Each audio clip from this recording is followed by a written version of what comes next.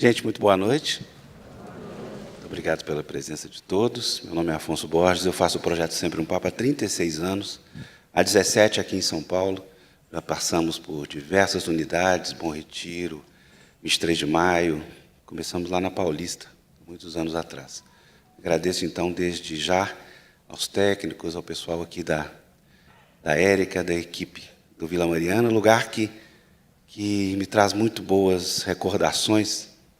Em 2009, a gente fez aqui nesse mesmo espaço o Mia Couto e o Agualusa, e na semana seguinte a Adélia Prado, uma das suas últimas participações aqui. Agradeço a presença de todos, Otávio, Renê, Imediato, Tom, todo mundo que está aqui, muito obrigado a presença. A Conceição vai fazer uma palestra de 6 horas, logo depois, quem sobreviver vai para os autógrafos. Boa noite, querida.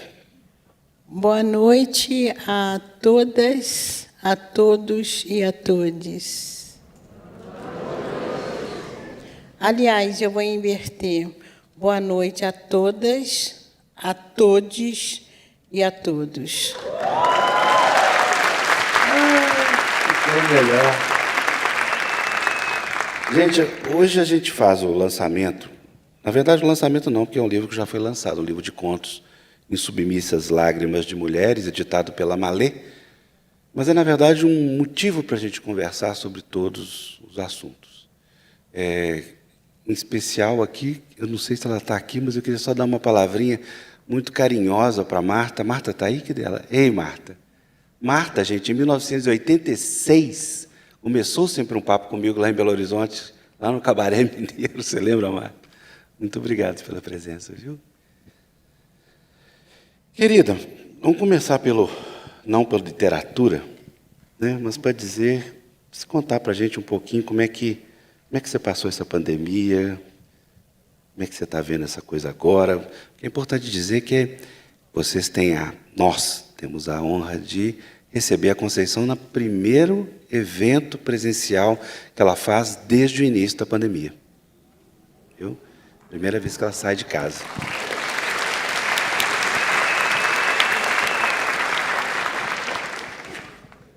Bom, eu não sei nem como começar, porque eu perdi até o hábito de falar em público, né?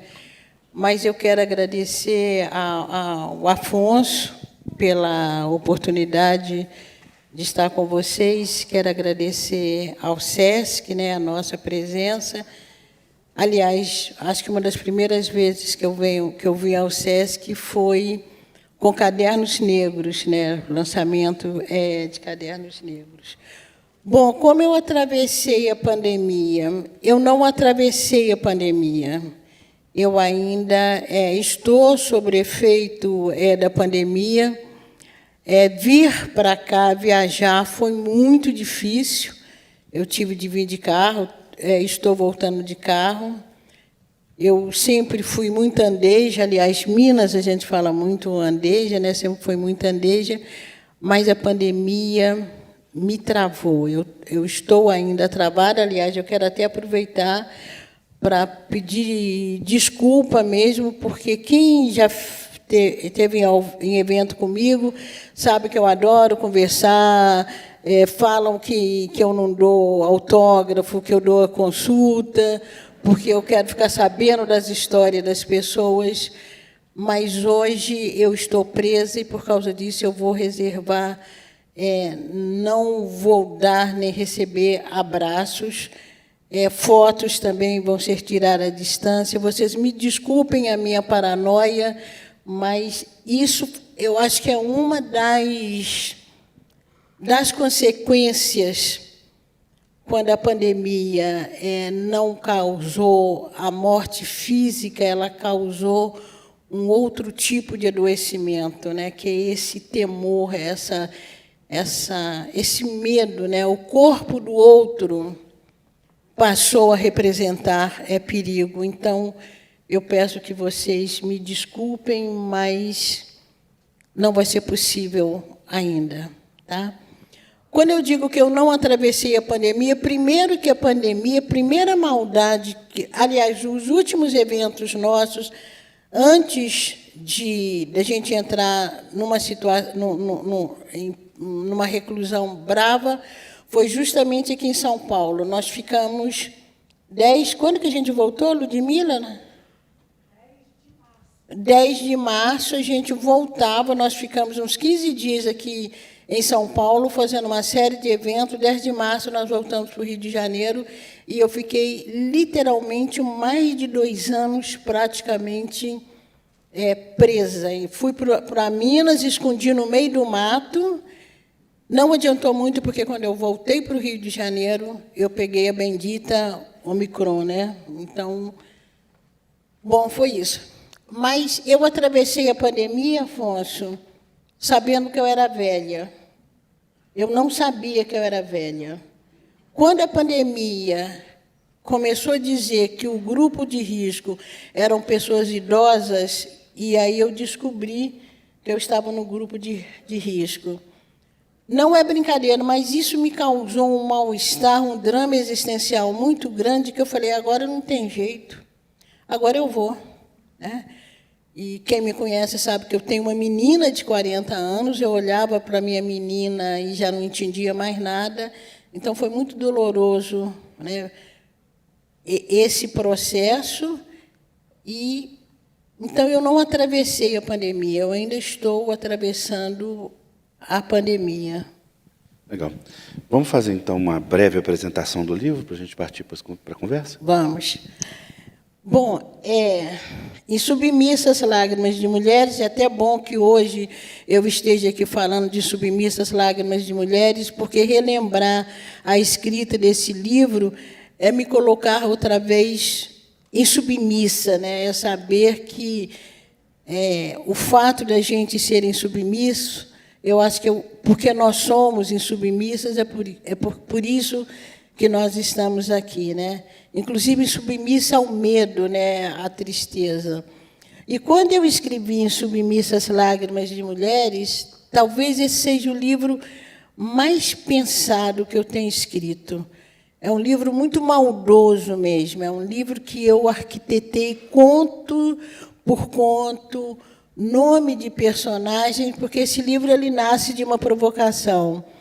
Eu estava no seminário Mulher e Literatura, em Brasília, há muito tempo. Eu sei que quem estava no governo era Dilma, porque eu me lembro que era um encontro de mulheres numa cidade, né, no momento que o país estava sendo governado por uma mulher. E aí, numa das mesas, Edileuza da Penha da Conceição, que é uma pesquisadora que trabalha com cinema negro, Edileuza nos perguntou, na mesa estava Mira Alves, Geni Guimarães, Ana Maria Gonçalves e eu. E a Edileuza nos perguntou, mas por que as histórias das mulheres têm que ser história só triste? Por que tem que ser esse final tão infeliz? Por que as mulheres têm de estar... As personagens sempre representam mulheres subalternizadas. Afinal, nós temos histórias felizes, nós somos vencedoras também. Por isso, nós estamos aqui. E eu fiquei muito irritada com essa provocação da Edileuza, e falei com ela, bom, então, se você quer ver história com final feliz, você vai escutar aí determinada emissora no horário de novela, e aí você vai ter história de final feliz. E fiquei pensando, mas Edileuza tem razão. Então, eu resolvi escrever um livro que a história das mulheres fosse, inclusive, que as mulheres estivessem acima da linha da pobreza, porque eu me lembrava de Maria, de Ana da Venga e das mulheres mortas, e eu tenho um pouquinho de fama de assassina, que acaba matando as personagens. Aí eu falei, não vou fazer mais isso. E falei, então eu vou escrever uma história de mulher, final feliz. E escrevi. Mas só que todas as mulheres passam, todas as personagens passam por uma experiência dolorosa primeiro, né? São textos que essas mulheres estão contando as suas histórias, já em feedback, já venceu tudo, mas elas primeiro passam por esse processo de dor. E o que eu fiquei pensando também? Que mesmo as nossas histórias vitoriosas, primeiro é um longo caminho de construção, né? Cada mulher negra que consegue sair da linha comum ou consegue sair daquilo que a sociedade, do lugar que a sociedade nos coloca, normalmente são histórias de muitas lutas. Quando não são as nossas histórias pessoais, são histórias das nossas mães, das nossas avós, das nossas ancestrais, que primeiro passam por processo de subalternização, de humilhação, até chegar a uma história dolorosa. Então, são histórias, sim, que as mulheres venceram, mas tem todo um caminho de dor anterior. E também insubmissas, porque era no momento que eu estava escrevendo a minha tese de doutorado, que foi um doutorado que durou 10 anos. Eu desisto no exame de qualificação no primeiro momento, volto para um segundo momento e não conseguia fechar o ciclo. Então, quando eu já estava cansada, extenuada da pesquisa, eu deixava a pesquisa e ia para a ficção. Só que a minha professora orientadora não podia nem saber, né? Porque ela já estava também sofrida comigo todos aqueles anos esperando. Então, ela falava, e a tese, como é que está indo? Eu pensava comigo, em submissa está indo melhor do que a tese. Então, foi também nesse momento, por isso também em submissão, né? E esse momento, para mim, está sendo um momento de insubmissão, na medida que eu estou tentando vencer o meu medo e pôr novamente o corpo, né, na rua. Está conseguindo, nós estamos aqui, né? Conceição, fala dos homens desse livro. Pois é, dos homens. Aliás, fazendo um parêntese, eu tive um momento de insubmissão também, que foi no Carnaval, quando eu saí na Beija-Flor, né? Mas não tinha jeito, eles fizeram um carro escrevivense, então não tinha jeito. Eu fui também, mas com muito medo. Pois é, os homens de insubmissas. Eu fico me sentindo muito maldosa, muito ruim. Os homens que me desculpem, mas que se revisem também, porque os homens surgem em Submissas Lágrimas de Mulheres, a maioria das vezes como algozes. Só tem um único conto em que o homem se torna parceiro dessa mulher. E ainda com um agravante, vocês vão me desculpar, que para mim foi um agravante, mas o texto nasceu daquela forma, porque é um homem branco que se une a uma mulher negra e assume essa mulher negra. Então, ficava meio estranho. Bom, mas os homens negros são os algozes e aparece um homem salvador da pátria? Não é isso. Porque, na verdade, quem vence, quem tem um movimento de acolhimento do outro, não é a família branca, é a família negra, é a família da mulher negra que vai ter esse acolhimento com esse homem branco. Então, na verdade, quem protagoniza, embora você não goste do termo, né, mas quem faz esse movimento, quem supera a questão racial não é a família branca, tanto é que esse homem ele é expulso da família. É a família negra, né, que acolhe esse homem. E esse último conto, eu quis fazer um jogo, porque o conto chama... Como chama, que eu esqueci? Eu esqueço. É o último? É o último conto.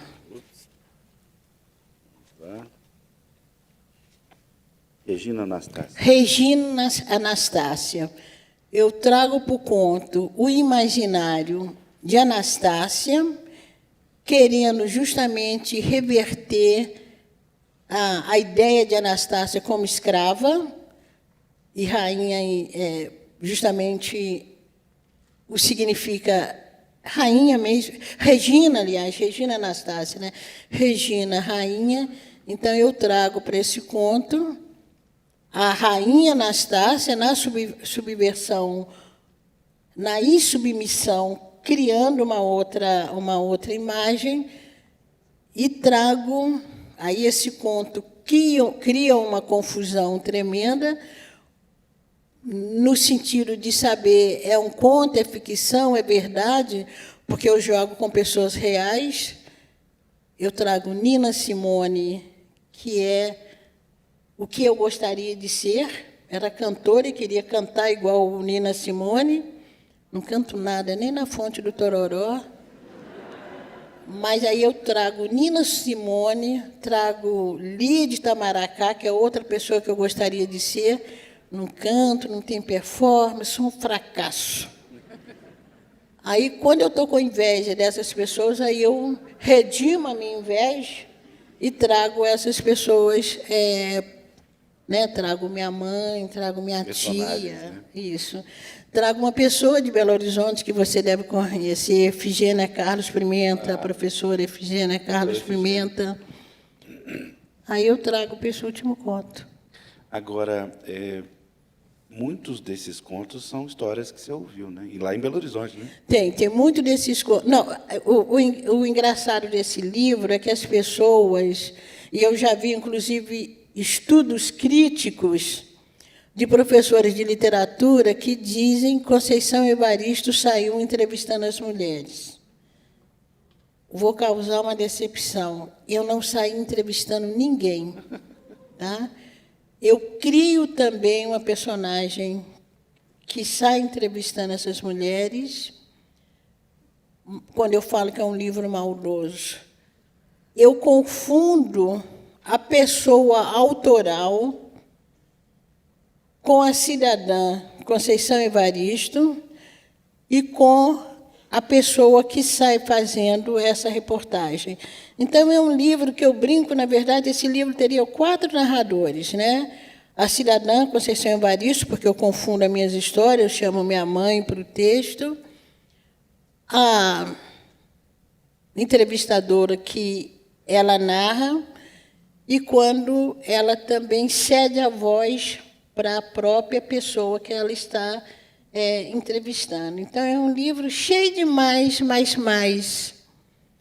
e que é baseado em muitas histórias mesmo que eu escutei, inclusive em Belo Horizonte. Eu vou retomar a história de mais de 40 anos atrás, como também vou tomar a história do dia a dia, de fatos que eu escutei muito na minha infância, e de outros que, de repente, nascem. Vocês são 3 ou 4 contos do seu livro. O homem fica com a mulher, e na hora que o menino nasce, dá linha, sendo que um até se mata, né? Por que você construiu essa cadência de, durante a gravidez? Eu me identifiquei um pouco com alguns pontos. É claro, acho que todo homem se revisa nos seus livros. É engraçado, é um livro sobre mulheres que os homens sempre têm um ponto de revisão, principalmente nessa coisa do afeto e da maternidade. Mas eu fiquei com essa pergunta. 4 contos seus, os homens ficam com as mulheres durante a gravidez, nasceu, dão linha. Ou morrem, ou matam. Porque, indo um pouquinho mais longe, na verdade, eu tinha vontade de escrever, ao escrever Em Submissas Lágrimas de Mulheres, eu tenho em mente de escrever uma trilogia. Então, já estou escrevendo um outro livro, de contos também, que se chama O Silencioso Pranto dos Homens. Até caiu o livro. O Silencioso Pranto dos Homens, porque me chama muita atenção por que os homens não se permitem ao choro, ao desabafo, né? Eu acho que nós, mulheres, nós falamos muito da solidão das mulheres negras, mas eu acho que nós somos muito capazes do desabafo, de trocar a nossa solidão com uma outra mulher, que seja amiga, que seja filha, que seja nossa própria mãe. E os homens, eu acho que eles têm mais dificuldade de reconhecerem, inclusive, o próprio sofrimento. Então, eu estou pensando em descrever, já tem algumas coisas, o silencioso pranto dos homens, e completaria a trilogia, eu escrever um conto sobre o sofrimento também, a solidão da adolescência, que eu acho que o jovem também ele tem, né, aliás, nesse momento também da pandemia, a gente viu um número de meninos e meninas que desistem da vida. E como eu escutei algumas histórias de homens que marcam, né,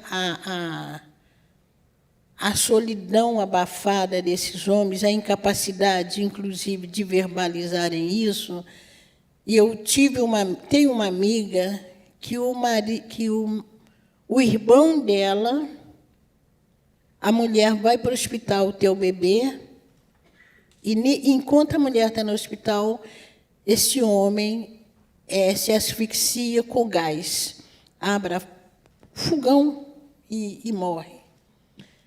E isso ficou muito na minha cabeça. O que levaria esse homem, no momento exato que ele gerou também uma vida, o que levou esse homem a esse desespero, né? Por que ele celebra o nascimento do filho com a morte? Então, escutando, quase todas as histórias são histórias, não são exatamente como eu escutei, mas eu falo muito. Na verdade, o escritor e a escritora, nós somos grandes fofoqueiros. Eu adoro saber da história dos outros. Adoro. Adoro. Às vezes a pessoa começa a me contar uma história, eu já fico assim, você já escreveu? Porque se você não escreveu, eu vou escrever. Mas só que a gente é chique, a gente não é fofoqueira, né? Não me chame de fofoqueiro, que eu não sou mesmo. Mas se você me contar alguma coisa, corre até o risco de eu comentar com outra pessoa, eu não vou falar o nome, para eu ver a reação da outra pessoa. Se a pessoa achar interessante, eu falo, então eu vou escrever mesmo. E aí eu escuto muitas histórias. História de o primeiro conto, né, da mulher que é violentada pelo próprio marido. Cansei de escutar histórias. Logo depois que teve neném. Logo depois teve neném, justamente. Cansei de escutar a história. Depois foi embora. E depois foi embora, né? Mas cansei de escutar a história de homens que têm os ciúmes doentio da mulher, inclusive logo que a mulher pare. Quando a mulher pare, o corpo dela ainda está naquele exercício de desgrudar, né, do corpo que ela gerou. Ainda confunde o corpo da banho do bebê, ainda confunde. Tem muitos homens que são incapazes de respeitar esse momento, né? Então, os homens, eles aparecem assim, mais para lá do que para cá, como dizia minha mãe, mas não estou dizendo que são todos, não. É muito mais o esforço mesmo de nós, mulheres, saber também em que terra os homens pisam. É um exercício também que a gente está ali educando o filho, está ali criando, e muitas vezes a gente tem 2 bebês. O neném que nasceu e aquele homem lá que regride também. E gente rindo de nervoso.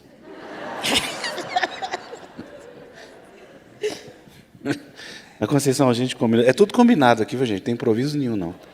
A gente combinou de falar um pouco sobre a questão dessa palavra horrorosa que eu detesto, que é o protagonismo, na questão da literatura, que a gente ainda não chegou num consenso se pode chamar de negra ou não, né? Estamos discutindo disso. Fala um pouco sobre isso. Pois é, esse também, né, é um grande assunto, né, dá muito pano para a manga, né, essa discussão, se existe uma literatura negra, se existe uma literatura de mulher. Bom, eu aqui não vou pensar, eu sei que o CUT daqui de São Paulo, ele defende, né, o termo de literatura negro-brasileira, mas eu não vou entrar no mérito agora da distinção, não. Eu posso dizer literatura negro-brasileira, como eu posso dizer literatura afro-brasileira, mas o que eu quero dizer é o seguinte, que, para mim, existe, sim, textos textos criados e lidos também, a partir de uma subjetividade, por exemplo, a partir da subjetividade das mulheres, a partir da subjetividade do sujeito negro, da mulher negra. Eu acredito, principalmente quando a gente pensa que a arte é um lugar também onde você deságua a sua subjetividade, né? Onde você deságua a sua consciência e a sua inconsciência. Então, eu acho que um texto criado a partir da minha experiência como mulher negra, a partir a minha subjetividade, primeiro que as subjetividades são diferenciadas, mas, por exemplo, o que me formou é muito diferente do que te formou, né? Enquanto você foi criado, foi formado como um menino branco, né? De classe média, não precisa nem de ser de classe média alta, mas sei lá, mas de classe média dentro de Belo Horizonte.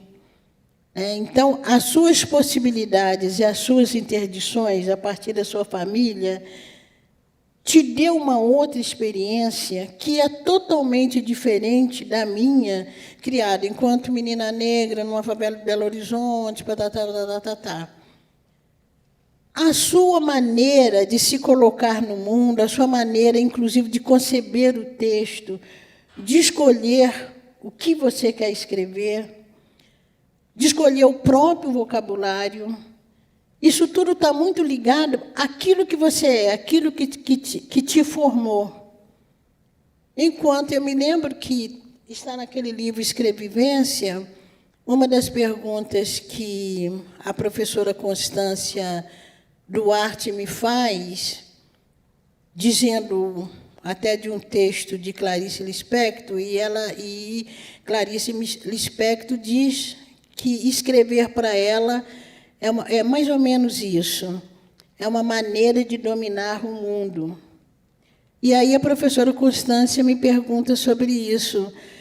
Eu disse para ela, eu não diria que escrever para mim é uma maneira de dominar o mundo, porque dominar, o sentido que essa palavra tem para mim, inexiste, porque eu nunca tive uma experiência de dominação. Então, semanticamente, eu já não diria que escrever para mim era uma maneira de dominar o mundo, né? Porque eu não tenho essa experiência de dominar nada.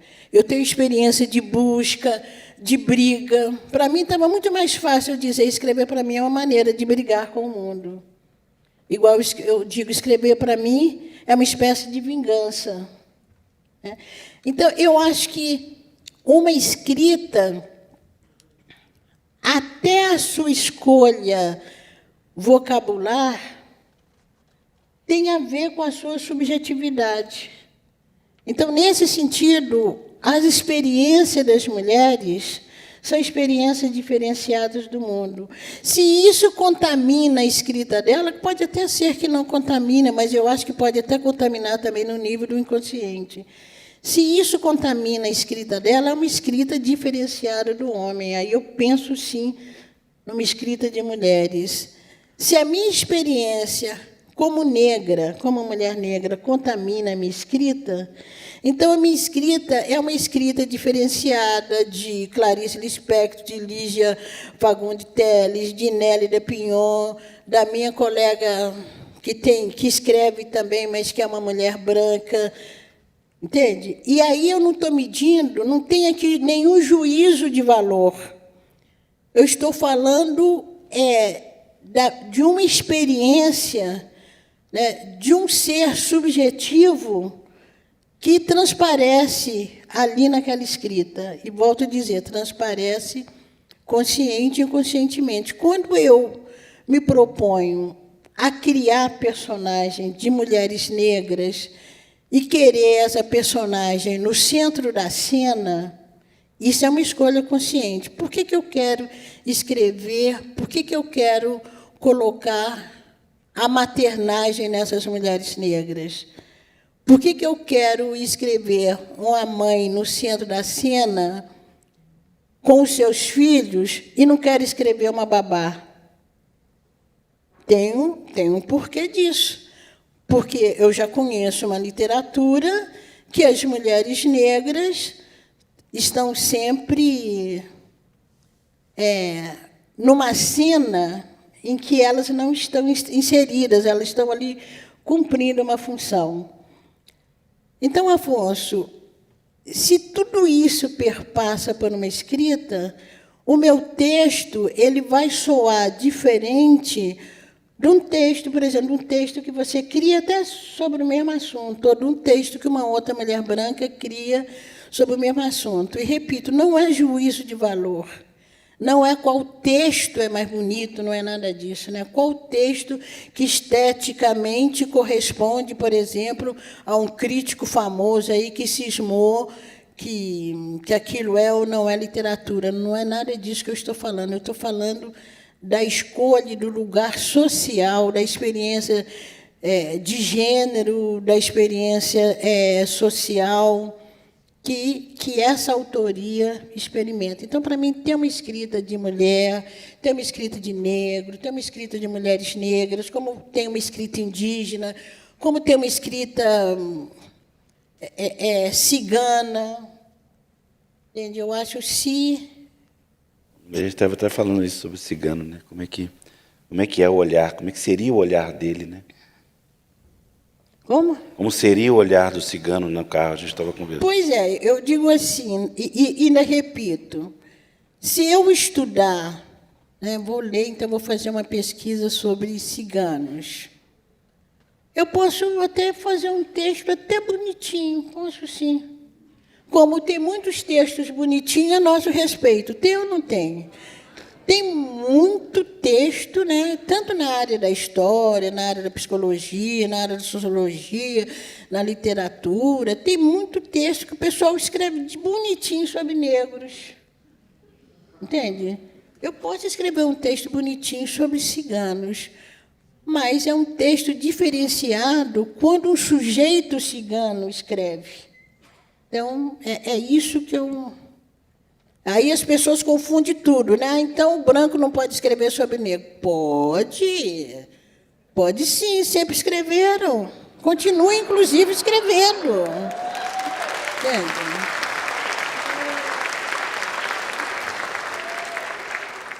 Mas que também nem nos permita, porque permitindo ou não, nós vamos escrever, né? Nem nos permita. Mas que não venham, então, também com juízo de valor, né, desmerecer, inclusive, não ter competência crítica para lidar com nossos textos. Porque, muitas vezes, nós estamos falando A e a crítica é tão metida que ela diz, lá, estão falando B. Não é nada disso que a gente está falando.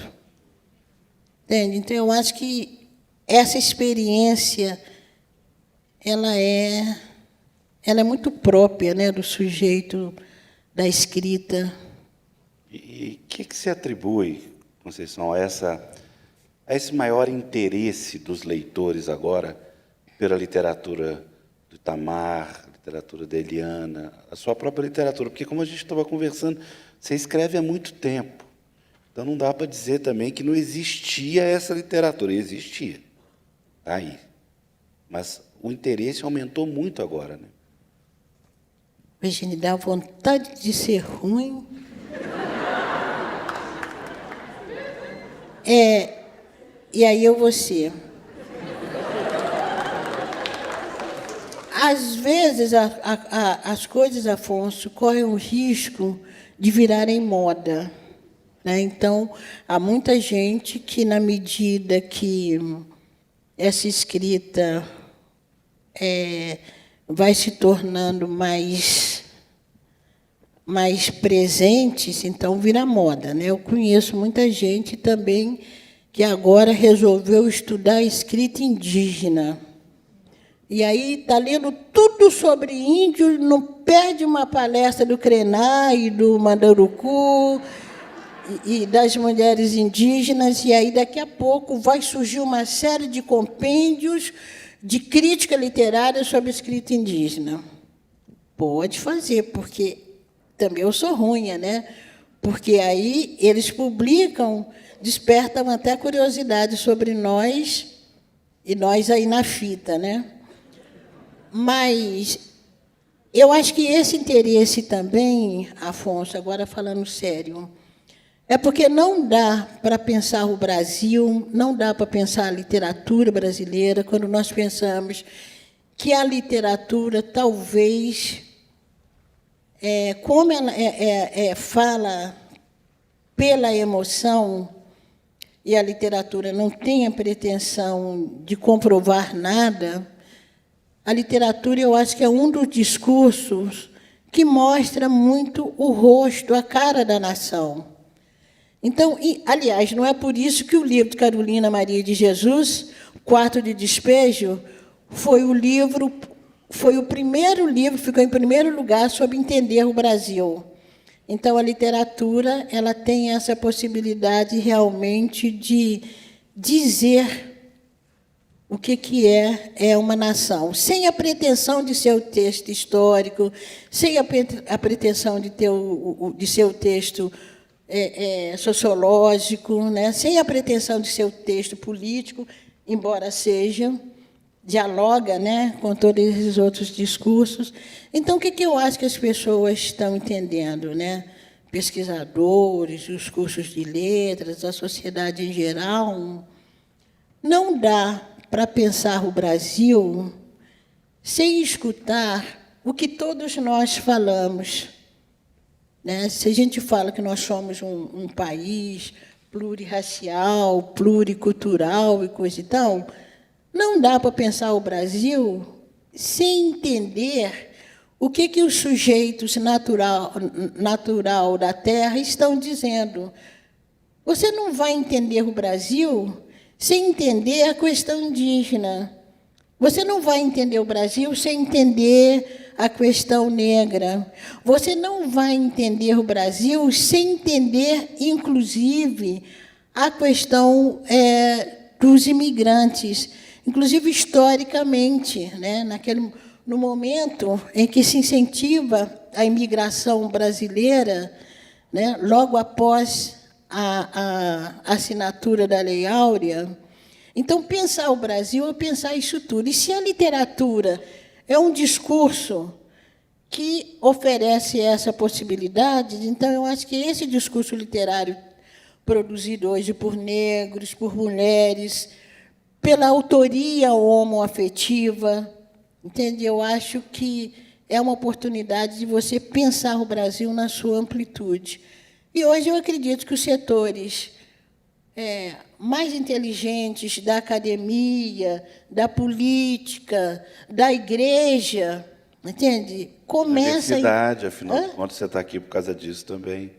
Da universidade. Da universidade, justamente.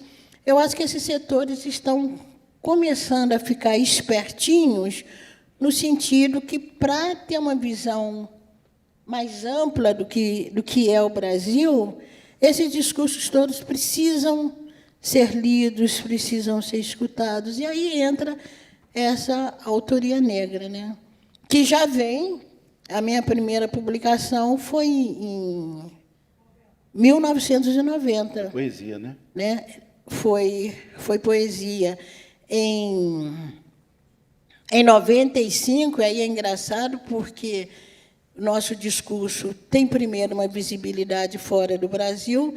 Em 95, nós estávamos indo, Geni Guimarães, daqui de São Paulo, Cuti, daqui de São Paulo, Miriam Alves, daqui de São Paulo, e eu, mineira, no Rio de Janeiro. A gente estava indo para um congresso de literatura na Áustria, em que estavam Marina Colasanti e João Ubaldo Ribeiro.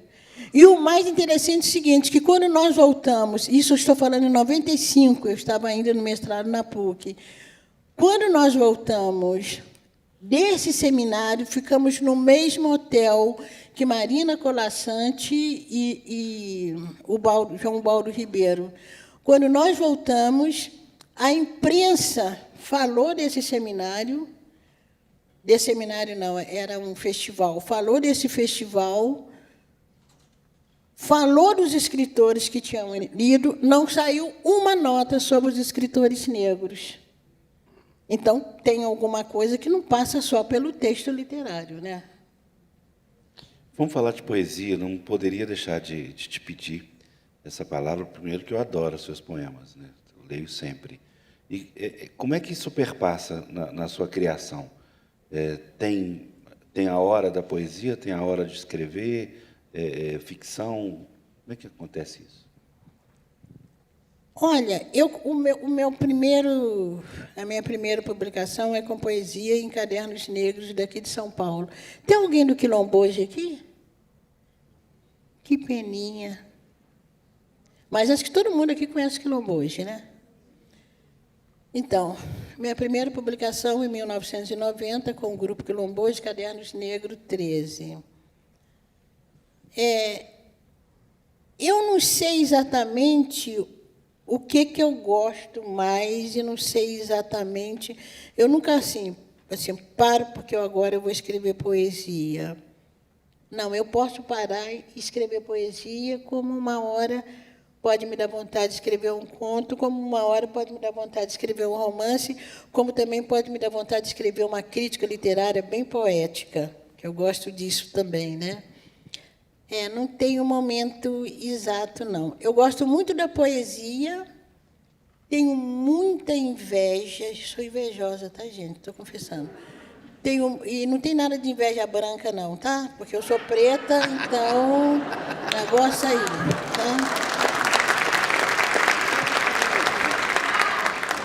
Aliás, Deus que me livre da inveja branca. Deus que me livre. Aliás, sendo mais contundente ainda, os orixás e mamãe Oxum que me lembram da inveja branca. Então, aí eu tenho inveja de quem faz, que em poucos versos consegue derrubar a gente com um poema. É muito bonito, eu gosto muito. Mas também eu gosto muito da contação do caso, O conto, Você vai, o que vai acontecer depois? Eu gosto muito disso também, como eu gosto muito do romance, Você vai contando, para um pouquinho, mete uma outra história no meio, quando você pensa que está falando do personagem, o outro se intromete, porque é o lugar dele. Então, eu gosto de trabalhar com a poesia, com o conto, com o romance, com a crítica literária. Agora, é horrível isso, eu acho que quase todo escritor e escritora deve passar por isso. O momento de criação, para mim, quase sempre é um momento de profunda tristeza. Eu acho que o sofrimento, eu acho que quando a gente está muito alegre, a gente pensa que não precisa fazer nada. Mas eu acho que o momento de profunda tristeza não precisa nem ser por você não está com nada pessoal, não. Ou está. Você está num drama existencial. Que porcaria é essa que a gente está fazendo aqui? Por que os meus 75 anos? Então, esse momento, eu acho que essa mola da interrogação é essa mola que move a escrita. E aí eu quero uma coisa que eu tenho insistido muito também. É o texto, é Carolina Maria de Jesus. Carolina Maria de Jesus não estava falando só da fome física. O que levava aquela mulher a escrever foi também isso, né? Foi também essa dor que todos nós temos, né? Afinal, estamos aqui porque Deus, ou sei lá, quem estava fazendo gracinha com a gente. Então, para mim, a escrita é muito esse negócio de... É esse desespero. A arte, eu acho que é o desespero, né? Então, vou te pedir para você contar um caso, pode? Contar aqui um caso? Aquele caso lá no Barão do Rio Branco, da primeira vez que você teve contato com o livro, das professoras que te ajudou. Qual Afonso? Eu conto tanto caso para o Afonso que até... A gente fica horas com isso. A professora lá no Barão do Rio Branco que te possibilitou ter contato com o livro, lembra? Primeira professora. Como é que ela chamava? Efigênia? A dona... Ih, gente, eu estou ruim. Ô, Ludmila, ajuda aí, pelo amor de Deus. Você fica rindo, né, Ludmila? Cai na gargalhada. Não, porque a minha Conta a história, então, do Barão do Rio Branco. Como é que você teve contato com o livro? Pronto. Tá, eu não sei se é isso que o Afonso está pedindo. São várias histórias lá do Barão do Rio Branco. A primeira é que o meu primeiro... Gente, Belo Horizontino não tem esse código, não, viu? Normalmente não é assim, não. A primeira foi quando eu terminei o curso primário, que eu ganhei um prêmio de redação, que eu falo que... E o pior que eu, toda metida, eu escrevi assim, gente, sem mentira nenhuma, eu posso postar para vocês. Está lá a minha... Eu escrevi lá, eu ganhei um missal. Quem é jovem aqui não sabe nem o que é missal. É um livrinho que tinha para acompanhar a missa. Era chique quem tinha aquele livrinho, né? E engraçado que, naquele tempo, a escola não era laica, porque a gente fazia primeira comunhão na escola. Tinha até um livro que a gente estudava, da primeira à quarta série, o livro de Padre Álvares Negromonte. Aí eu ganhei um missal, lindíssimo, da capa vermelha, e quando você fecha o livro e fica brilhando, feito ouro. E aí, aquele livro, eu escrevi assim, lembrança para o meu primeiro passo para a glória.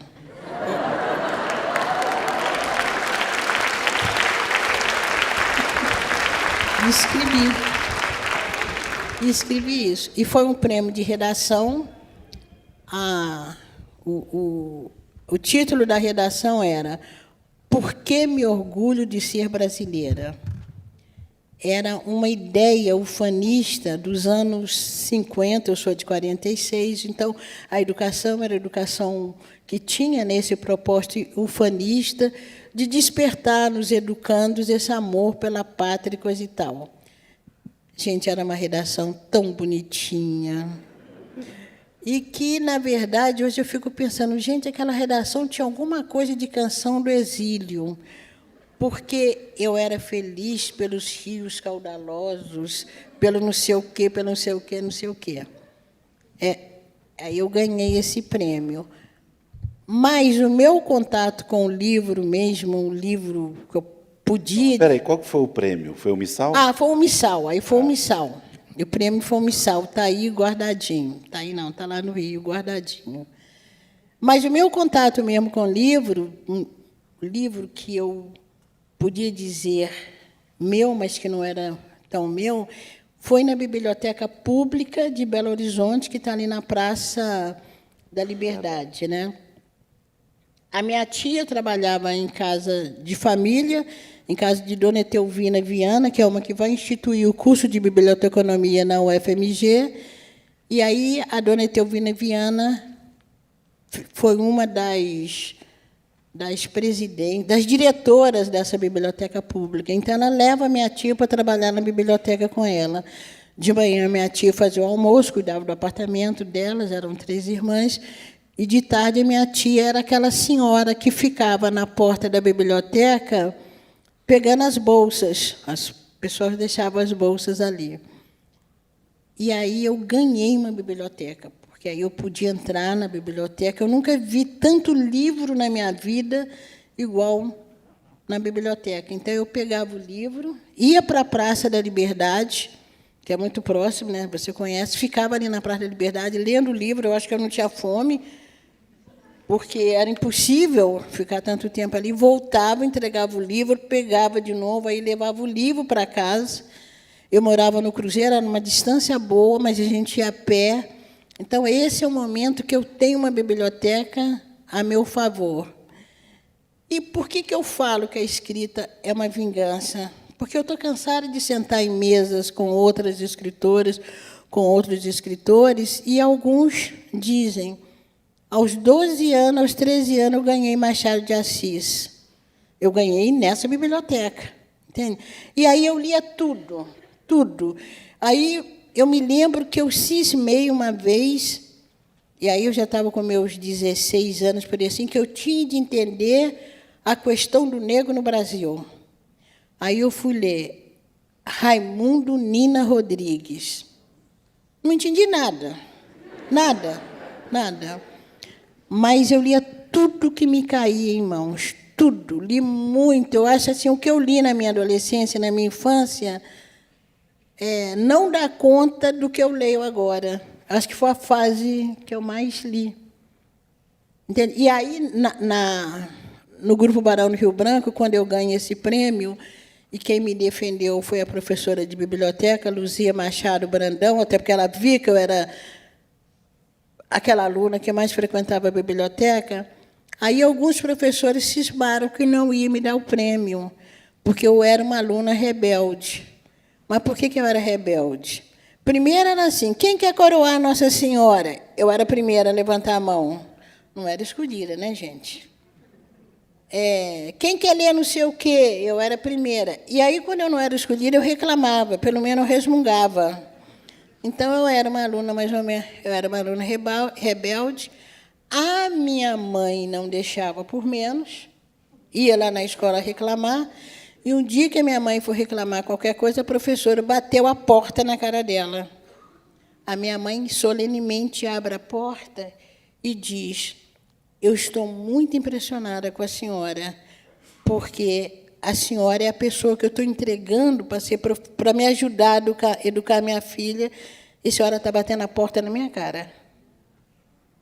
Aí, esses episódios todos, eu também tentava resolver através da leitura, né? Eu pensava, eu vou ler, vou ficar esperta, e fiquei.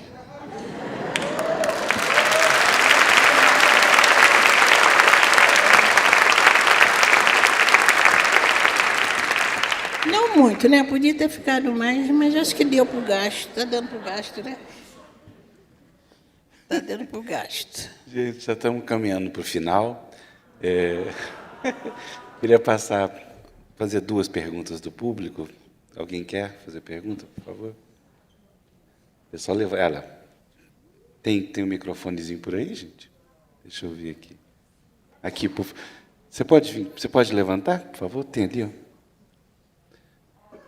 Corajosa você, primeira pessoa difícil de aparecer, a primeira pergunta. Só um minutinho que o microfone está chegando no você. Como é que você chama? Boa noite, meu nome é Daniele Cristina, sou professora de Geografia.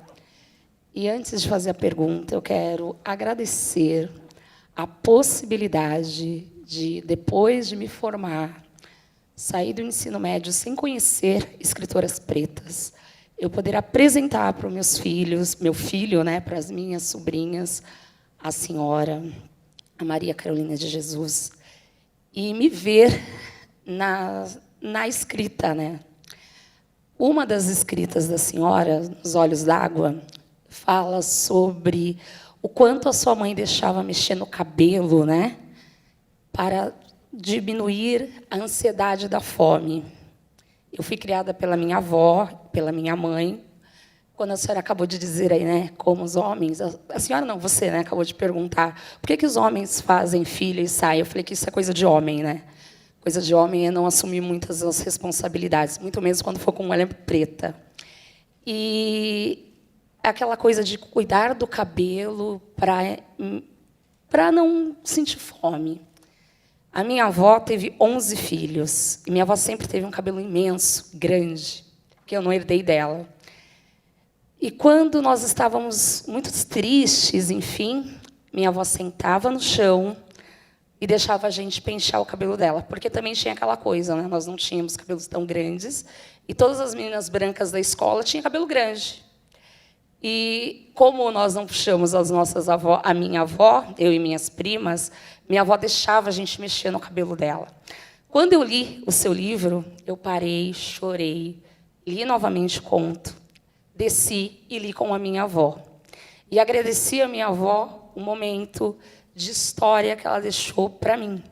Hoje, minha avó tem 84 anos, está cheia de vida, e eu agradeço, né, que, infelizmente, ela não teve a possibilidade de estudar.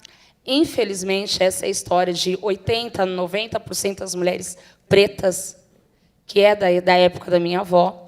E hoje estar aqui, ouvindo a senhora contar essas histórias com tanta propriedade, me faz acreditar que o meu lugar não é outro lugar se não for na sala de aula. Muito obrigada. Eu que agradeço. Eu que agradeço. Agora, a pergunta é: como é ser uma escritora referência para tantas mulheres pretas novas, como nós aqui, né? Que, quando apareceu, está todo mundo, eu preciso ir, eu preciso ir.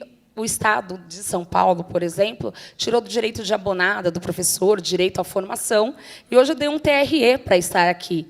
E eu falei, eu tenho que estar, porque essa formação, ouvir a senhora, vai fazer que eu chegue amanhã na sala de aula e fale, eu estava com a Conceição Evaristo, ouvindo sobre os livros que ela escreveu.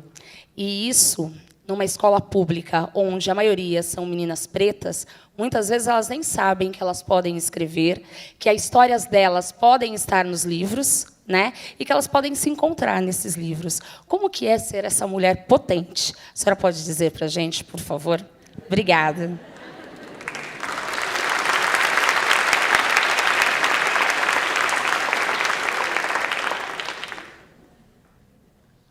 Como é teu nome?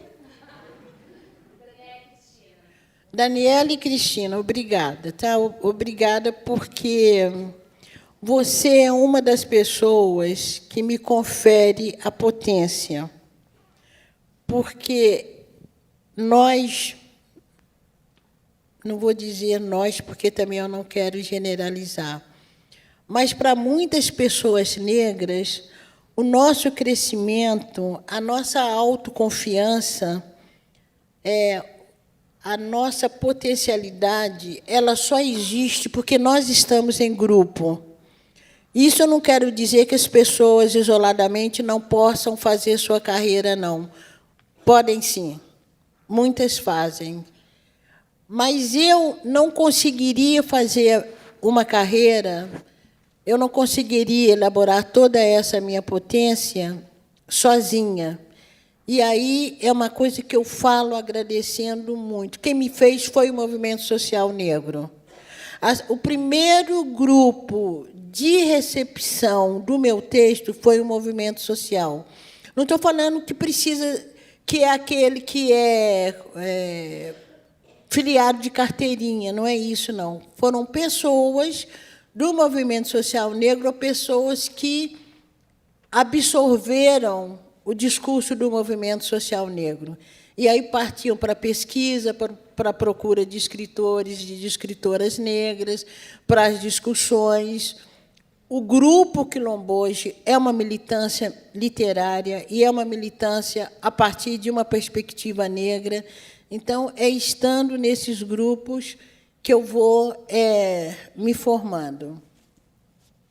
Há um princípio também das culturas africanas, estou falando no plural mesmo, das culturas africanas, em que, se o velho merece respeito, ou se o velho é referência, porque ele tem experiência para contar, e aí eu estou lembrando também, estou dizendo isso para para dialogar, mas dialogar do outro lado com o texto de Walter Benjamin, quando ele fala da morte do narrador, e para determinadas culturas esse narrador ainda está muito vivo. Então, esse velho, né, ou essa pessoa que acumula experiência, ela merece respeito porque ela tem o que contar.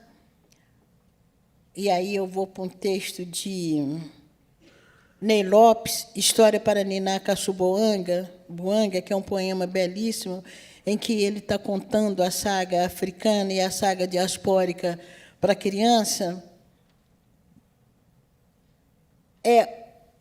O velho se potencializa através dos mais novos. Então, é uma troca de forças. Eu tenho sorte porque eu sou muito cercada por pessoas jovens. Então, quando você, uma menina, desculpa te chamar de menina, não estou te infantilizando, eu estou marcando esse tempo de experiência minha e sua, que é um largo tempo de experiência. Eu tenho idade para ser sua mãe, com certeza, e, de repente, eu tenho idade até para ser sua avó. Então, a sua fala me potencializa. A sua fala certifica para mim que a minha vida vale a pena, que a minha vida está valendo a pena. Então, a minha potência, eu crio, né, ela se fortifica nessa relação. Então, como pessoa mais velha, eu agradeço as pessoas mais jovens que estão aí toda hora certificando de que eu estou no caminho certo. Então, é muito isso. Tá? Então, eu te agradeço por você me potencializar. Não é uma potência que se faz sozinha.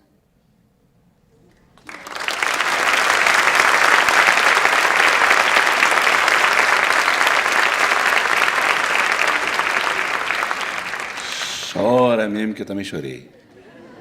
Boa noite, como é que você chama? Boa noite, Conceição. Boa noite, Afonso. Eu me chamo Érica. Eu estou nervosa. Ano passado, no auge da pandemia, eu e umas amigas, a gente criou um grupo de leitura só com mulheres. E um dos livros foi Olhos d'Água. E aí, quando eu li essa história, eu fiquei muito emocionada e chorei porque a minha mãe, eu sou do Rio, moro aqui em São Paulo, a minha mãe ela foi empregada no Rio de Janeiro. E ela foi até a 5ª série. E aí, quando eu acabei de ler, e aquela frase, de que cor eram os olhos de minha mãe, eu chorei muito, porque eu não me lembrava, eu não sei. Quando ela morreu, eu tinha 4 anos de idade. E aí eu fiquei pensando muito, nossa, as crianças que ela criou se lembravam, e eu não, né? Eu não tive essa oportunidade. E aí, todos os contos, todo esse livro me marcou profundamente, porque tinham cenas que eu lembrava das minhas tias, né, de levar as comidas da patroa para os filhos e tal, enfim. E hoje eu estou passando por um processo delicado, que é o processo do mestrado. E, quando você falou do mestrado, eu pensei, nossa, é tudo muito parecido, né? Quando a gente está no processo de escrever e tal. E me tocou muito essa parte que você falou a respeito da gente escrever, mas não com... A gente escrever com um olhar, com o nosso olhar, né? O olhar de uma mulher negra. E, às vezes, é muito difícil, porque para a sociedade está tudo dado, né? E, para a gente se questiona, será que eu sei ler? Será que eu sei escrever? Será que eu consigo? E eu estou agora numa reta muito final. E eu recebi o convite da minha amiga para vir hoje, e eu falei, ai, amiga, eu acho que eu não vou, porque eu preciso ler, eu preciso escrever. E quem está no processo acadêmico se sente muito culpado. Só que, assim, que bom que eu vim aqui, porque... Como é que eu poderia perder Conceição Evaristo? Como é que eu não poderia ter vindo aqui? E Você falou dessa coisa de se potencializar, né? A gente também se potencializa muito com você. Então, vir aqui hoje é uma grande potência e um incentivo para eu continuar essa escrita que está tão delicada, porque eu vou falar de afeto. E, na verdade, eu não tenho nenhuma pergunta, é só um agradecimento. É isso. Obrigada. Obrigada. Lá de cá agora, ponta esquerda aqui. Ponta esquerda, uma pergunta, por favor. Então, vamos nos afetar, né, gente? Vou falar de afeto, vamos nos afetar, né? Gente, só então, quando chega lá, dia 27 de setembro, né, Érica? Itamar Vieira Júnior vai estar aqui com a gente. Está falando sobre um tema. Ele passou o tema hoje para mim, eu achei hiper legal. Qual que é o tema? Deixa eu pegar aqui.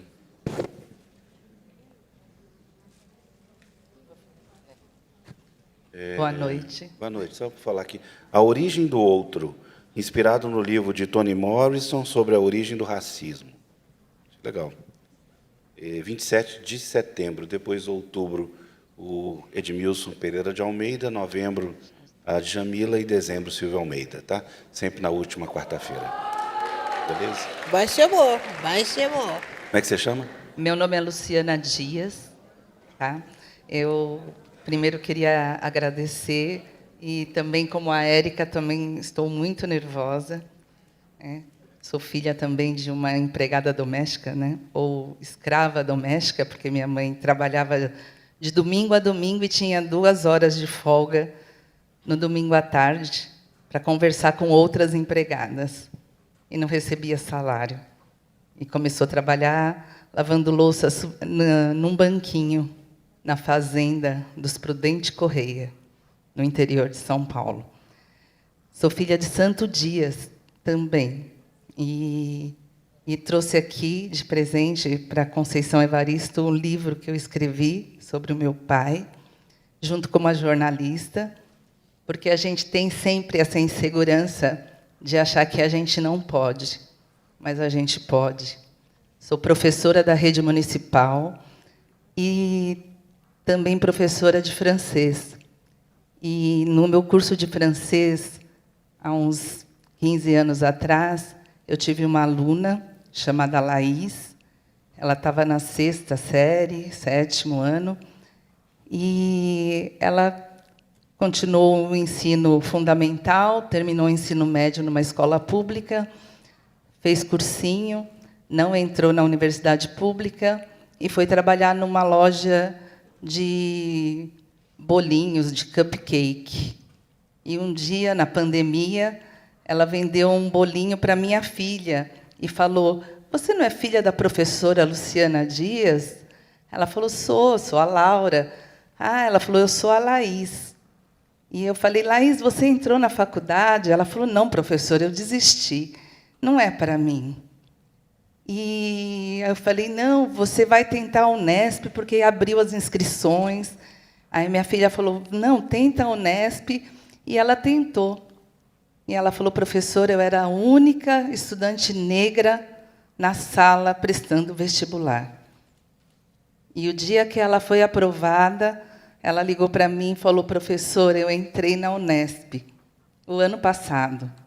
E ela falou: "Eu estou velha, eu tenho 23 anos." E aí eu falei: "Você não está velha, esse é o seu lugar."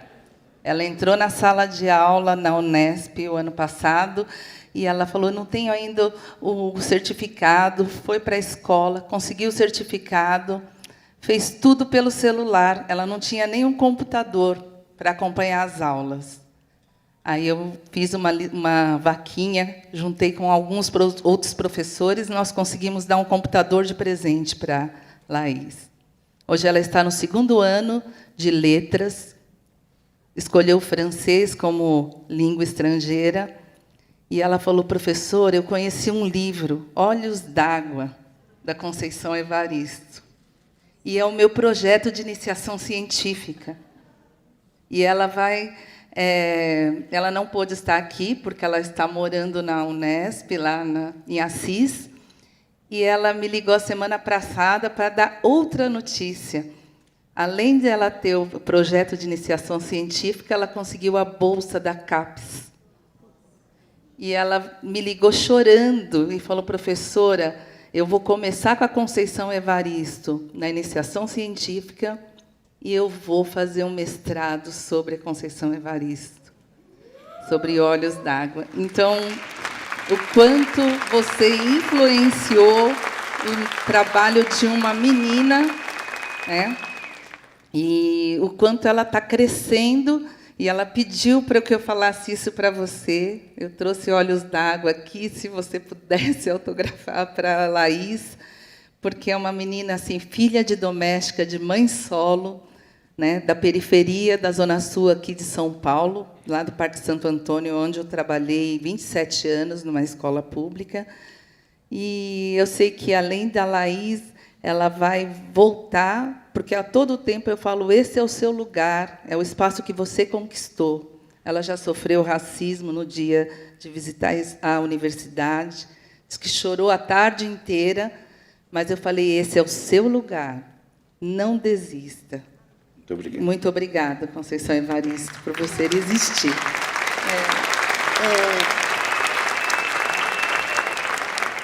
Eu te agradeço, e diga para a Laís,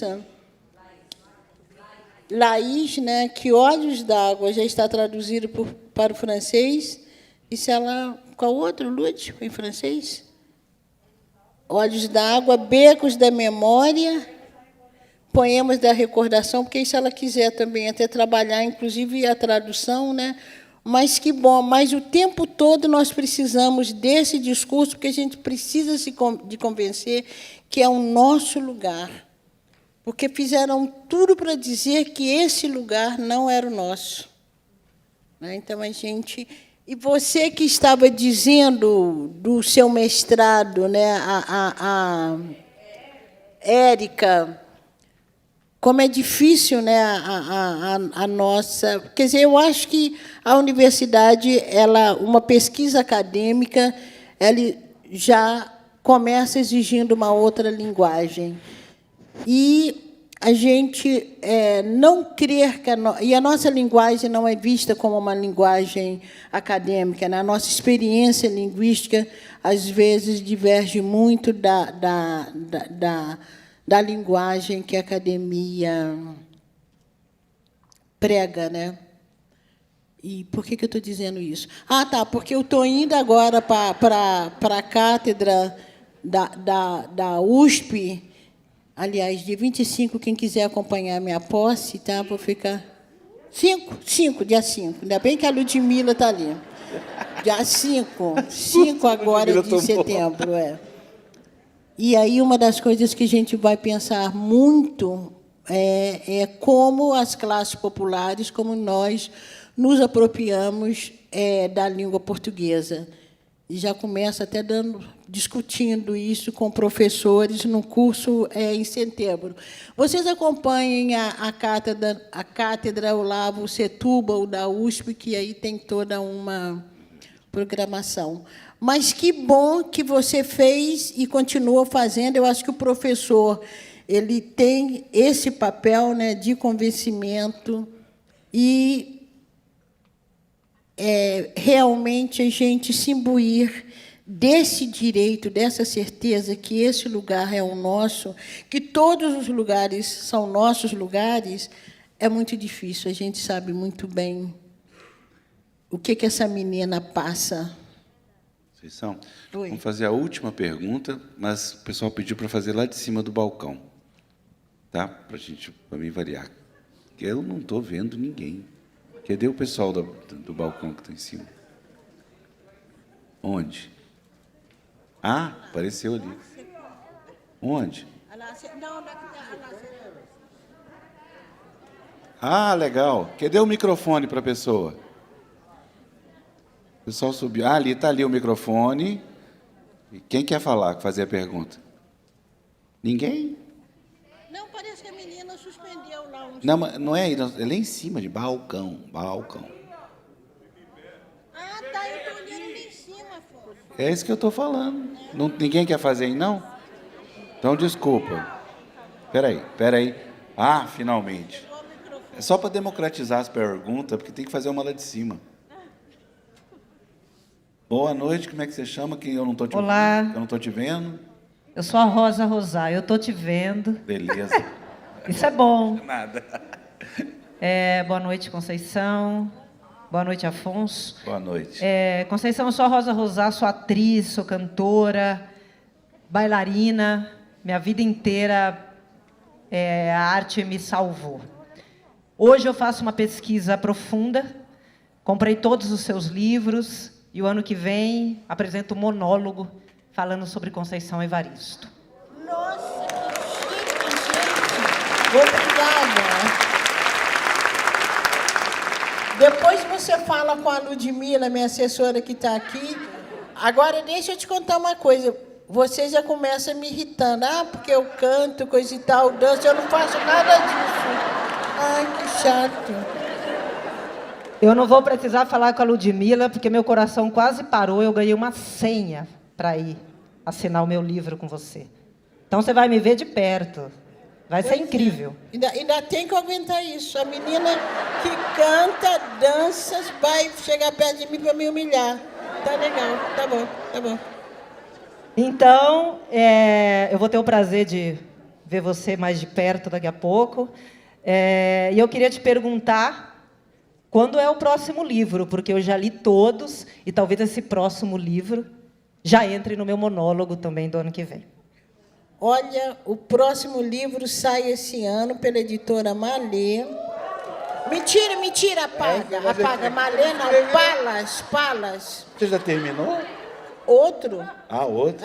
Sai pela... Desculpa, eu falei editora Malê, pela editora Palas. A Ludmila vai tratar. Pela editora... Cada coisa que eu falei errado, a Ludmila quase morre ali, mas... eu erro, mas vocês notarem que eu acabo de errar, eu percebo o erro, eu conserto, né?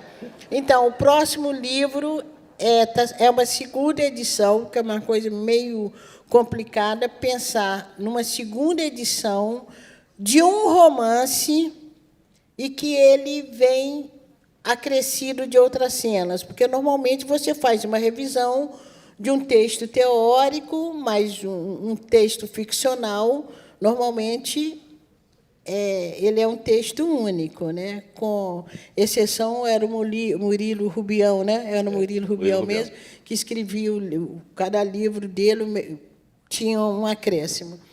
Então, vem aí um romance que é Canção para Ninar Menino Grande. Esse livro ele vem com vários acréscimos, diferente da primeira edição, porque depois, quando eu li o livro, eu fiquei, gente, mas aquela personagem falou só um tiquinho, ela tinha que falar mais.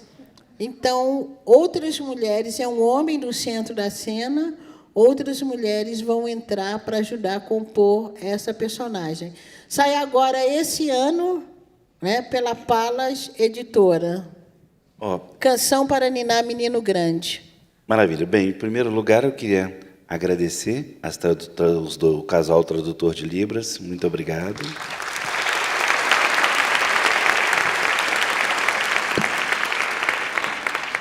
Dizer o seguinte, nós vamos para os autógrafos. A fila começa pela esquerda e vai... Não tem direita aqui? Érica, me socorre. Bem, o pessoal vai coordenar daqui a pouquinho como será. A Conceição vai um pouquinho só lá no camarim. E, quando a mesa estiver posta, a gente volta. Muito obrigado.